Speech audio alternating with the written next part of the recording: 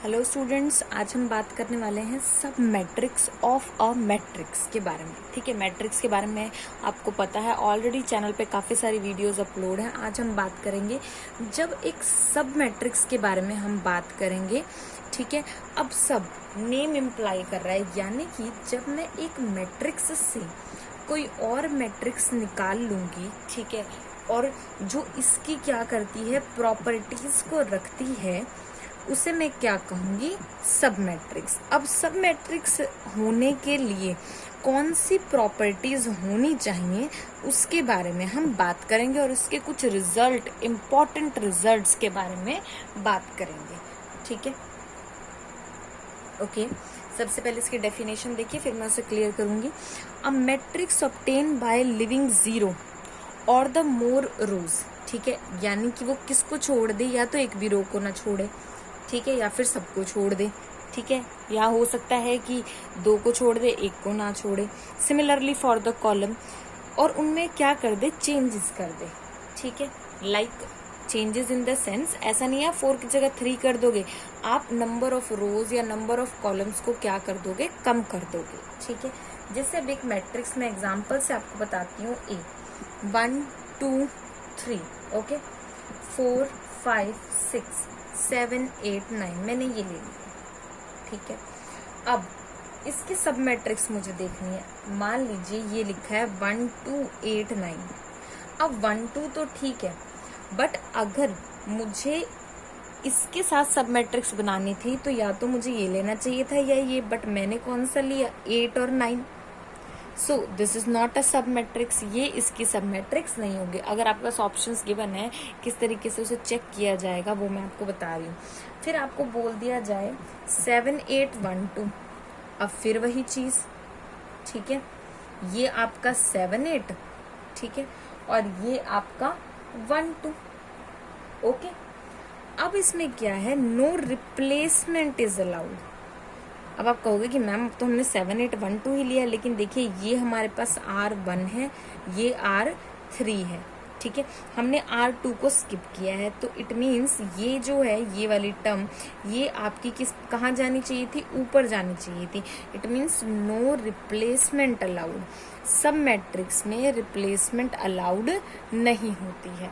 Okay, चलिए उसके बाद एक मैट्रिक्स आपको इस तरीके से गिवन है 2 3 5 6। ठीक है, दिस वन इज 2 3 और उसके बाद ये आपका 5 6, यानी कि मैंने ये बना दी सब मैट्रिक्स। देखिए अलग से एक ब्लॉक बना दिया, मुझे किसी को कहीं पे शिफ्ट नहीं करना पड़ा।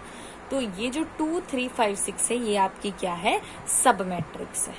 ठीक है, अब एक बहुत इंपॉर्टेंट चीज जो कि मैं आपको बताऊंगी वो क्या है, कि जब हम सब मैट्रिक्स की बात कर ही रहे हैं, तो अगर ए मैट्रिक्स मेरी मान लीजिए 1 2 3 4 है, तो क्या मैंने लिख दिया यहाँ पर ए 1 2 3 4, तो अब यहाँ 1 2 3 4 ये इसकी सब मैट्रिक्स है ऑब्वियसली। देखिए उसने ये भी बोला कि 0 रोज को ना छेड़े, यानी कि हर एक मैट्रिक्स अपने आप की एक सब मैट्रिक्स होती है। ठीक है, तो यहाँ पे ये आपकी नोट में आ जाएगी चीज, एवरी मैट्रिक्स इज अ सब matrix of itself, because it is obtained by, कैसे ऑब्टेन्ड की जाती है ये,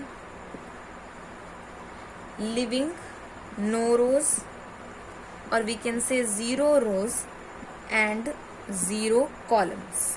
ठीक है, मैंने 0 रोज और 0 कॉलम्स जो हैं वो छोड़ दिए हैं। ठीक है, तो हमने आज किसके बारे में पढ़ा, सब मैट्रिक्स के बारे में। अब एक बात और, आपको बहुत बड़ी मैट्रिक्स दे दी जाए और पूछ लिया जाए, ये बताइए कि इसकी कितनी सब मैट्रिसेस जो हैं वो बन सकती हैं। ठीक है, तो अब उसके बारे में बात कर लेते हैं।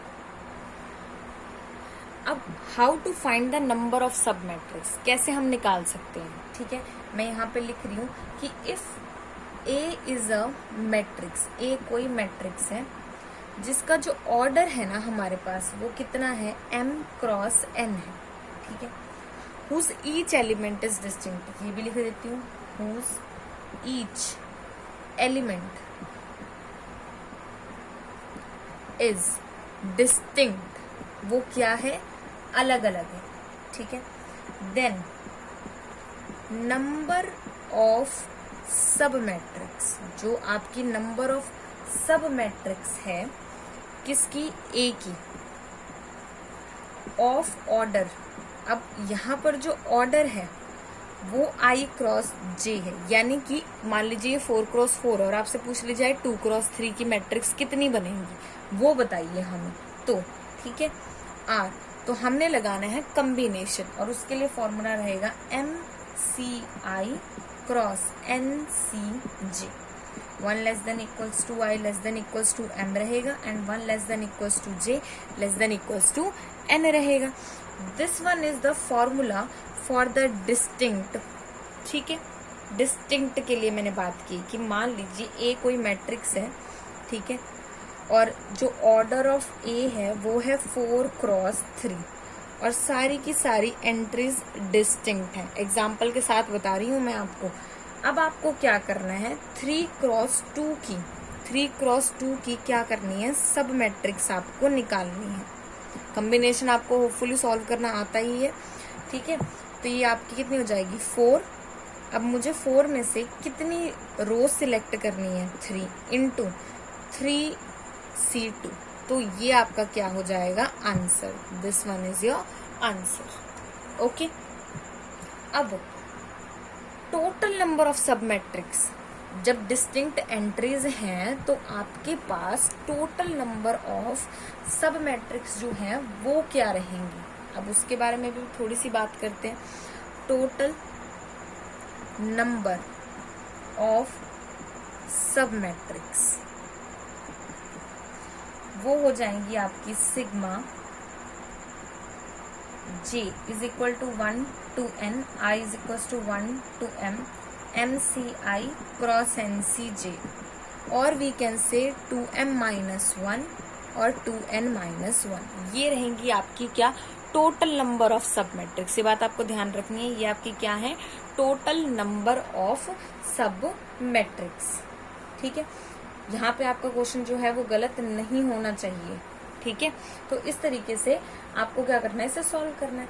अब बात क्या है कि अगर आपके जो एलिमेंट्स हैं वो आइडेंटिकल हो जाएं, क्या हो जाएं, आइडेंटिकल, यानी कि एक जैसे हो जाएं, तो आपको कैसे निकालना है, ठीक है। अब उसके बारे में बात करते हैं, ठीक है। तो यानी एक ए मैट्रिक्स है जिसके सारे के सारे जो आपके एलिमेंट्स हैं, ठीक है, ऑल एलिमेंट्स आर सेम, वो क्या है, सेम है, ठीक है। देन तो नंबर ऑफ सब मैट्रिक्स, ठीक है, specific order of order i cross j is 1, वो क्या रहेगी, हमेशा 1 रहेगी। Number of sub matrix specific order के लिए सारे आइडेंटिकल है, किसी रो किसी कॉलम को चेंज कर लीजिए कोई फर्क नहीं पड़ेगा, है ना।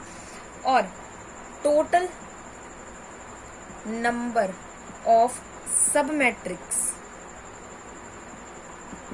आपके पास क्या हो जाएंगी, m इंटू n मल्टीप्लाई, ठीक है। तो यानी आज हमने 2 चीजें पढ़ी कि जब डिस्टिंक्ट है तो हमारे पास क्या हो जाता है, that is MCI cross NCJ। Total कितनी हो जाएगी, 2m-1 इंटू 2n-1। अगर सारे के सारे एलिमेंट आइडेंटिकल हैं, सेम है, तो नंबर ऑफ सब में ऑर्डर स्पेसिफिक ऑर्डर के लिए i क्रॉस j के लिए हमेशा 1, और टोटल कितनी रहेगी, m इंटू n, ओके। ये बात आपको ध्यान रखनी है।